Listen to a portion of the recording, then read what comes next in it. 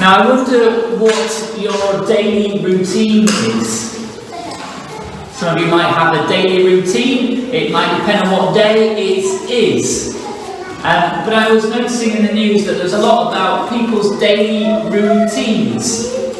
Because somebody, a kind of TV celebrity known for being a judge on MasterChef, Greg Wallace, was talking to a newspaper about his daily routine. And this is what his daily routine was. He says he wakes up 5 a.m. and reads for an hour before checking his sign-up numbers for his health programme. Then he takes a trip to the gym, which lets him in early to have the pool and sauna for himself. And then after that he does journaling, goal setting and reading self-help books. And then he has his breakfast with his PA. And then 2 hours later he's back for lunch with his wife to have it ready for him on the table for him. That's his morning routine, okay? So it's always interesting to see what other people do.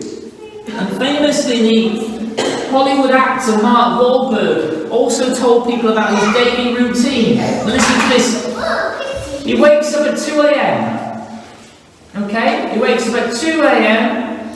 He does an hour in the gym. He does an hour of prayer. He then goes and does an hour in his cryo chamber. Okay? Don't know what that involves and stuff like that. An hour in his cryo chamber. And then he does a round of golf. And then at 7 a.m. has some breakfast. Okay. Anybody have a daily routine like that? Anybody?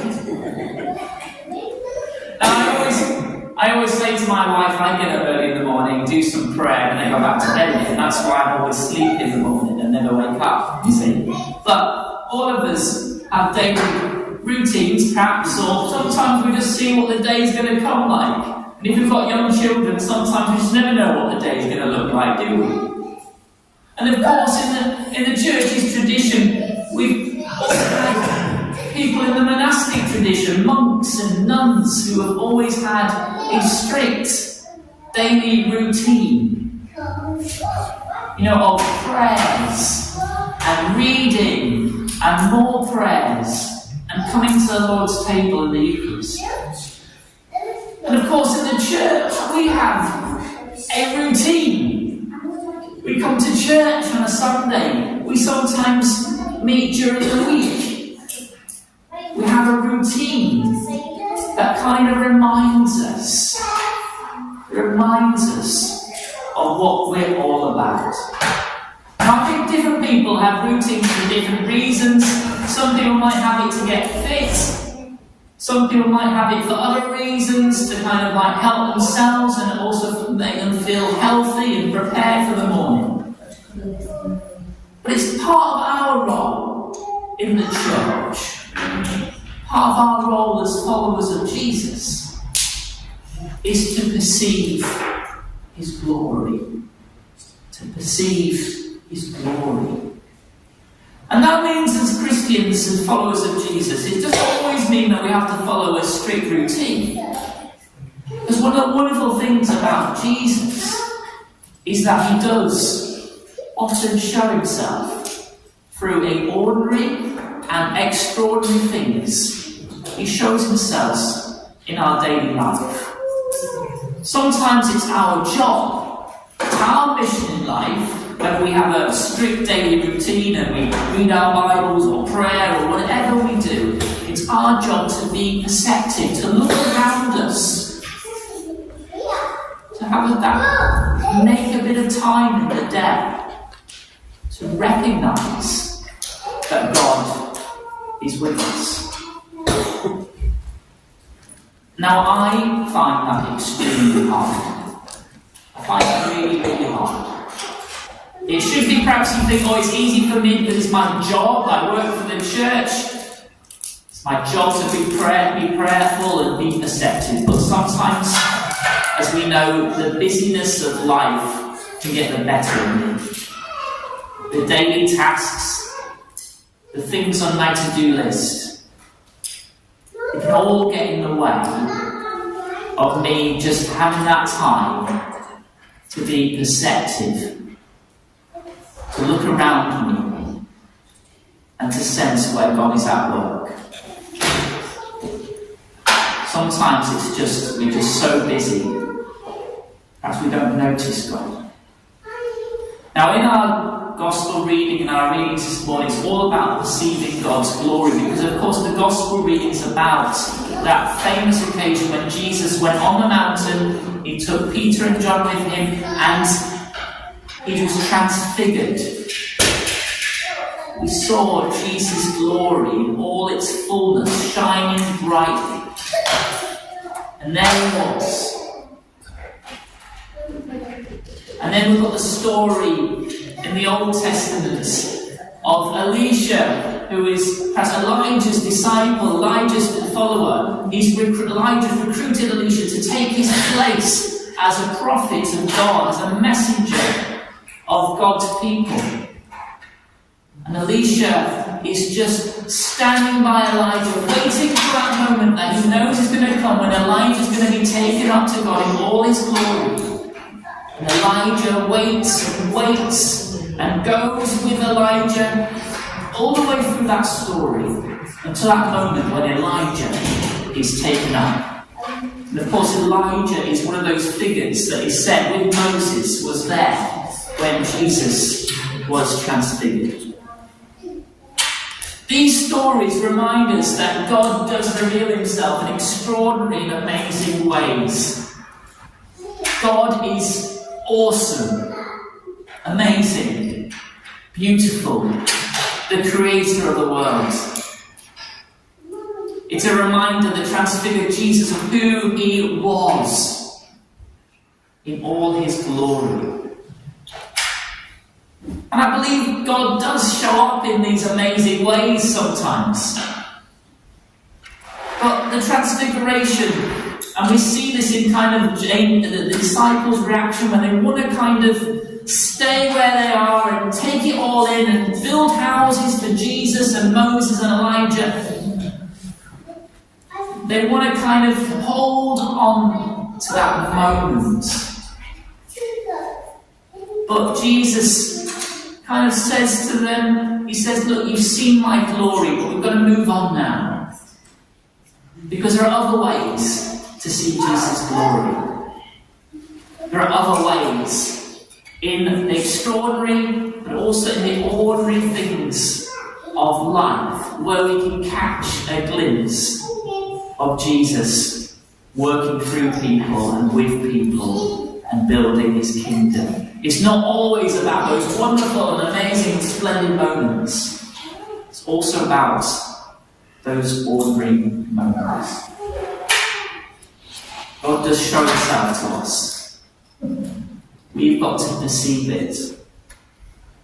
I think often, actually, in our daily lives, we see God at work, but sometimes we just kind of pass it by, or we just think, oh, that was great. But we don't really kind of think too much about it. Sometimes, quite often as I do, I'll wait a week or two, think back to a moment and think, you know what, I think God was there in that moment. I'll think about people I've encountered, people who perhaps said the right word, or a challenging word, or something that has felt important, and I've looked back and thought, you know what, I think God was in that moment. I'll think back to the time when I might walk a park or somewhere nearby, and I might see something beautiful in nature. And I'll think back and think God was in that. Our calling is to perceive, to listen, to look out, to see where God is at work, to point it out, to say, God is wonderful. He does so much for us. And I think God is telling me this. And part of being part of a church and a community is that we can bring these stories back. We can talk about it. We can discern where God is up to. I was reflecting recently about how hard the last couple of years have been in the life of the church. I feel like since the pandemic, which I know is a long time ago, I feel sometimes we've been kind of recovering. It was quite a traumatic period in the life of the church, and as it was in the life of the world. I feel like I think about all the pressures that the church has struggled through.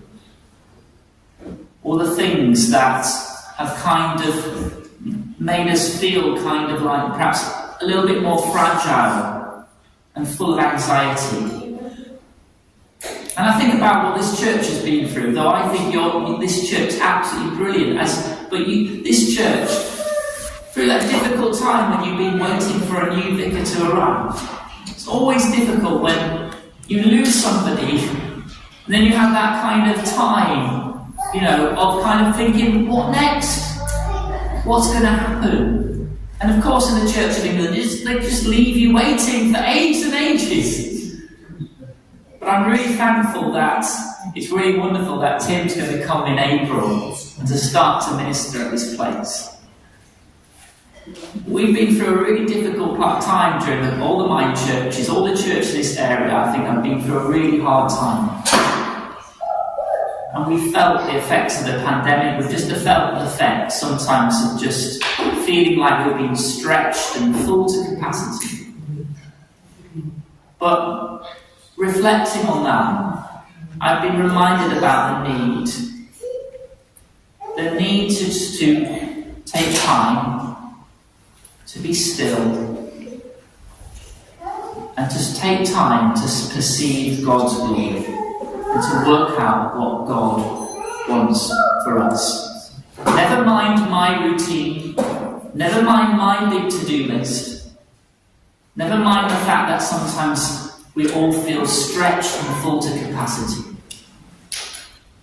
Sometimes we just need that time to wait, to pray, to look around us, maybe at our church community, maybe at the community around us, and to perceive God's glory. I think that's my message as we enter this period of Lent. This period of kind of often giving things up or taking things up, the period of time as we prepare for the celebration of Jesus' resurrection. I want all of our churches just to take that time, all of us individually, to perceive God's glory. What is God up to in Byker and Newcastle? What is He up to in our lives? What do we need to ask God today? Or at the time when we need just to take that time, sit in a cosy chair at home, or go for a walk through the park or somewhere that's special to us? What do we want to ask God at this time?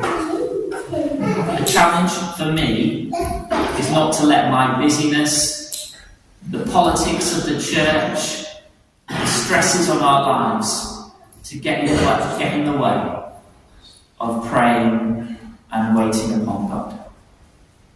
And maybe this church, maybe all of our churches in mind will have those moments of transfiguration, of seeing God's glory, of being excited and think, wow, this is amazing. Maybe we'll just have those more moments in the ordinary moments of life where we just see little glimpses of God, little glimpses that are wonderful and special to us, that teach us about what God is up to in our life. Amen.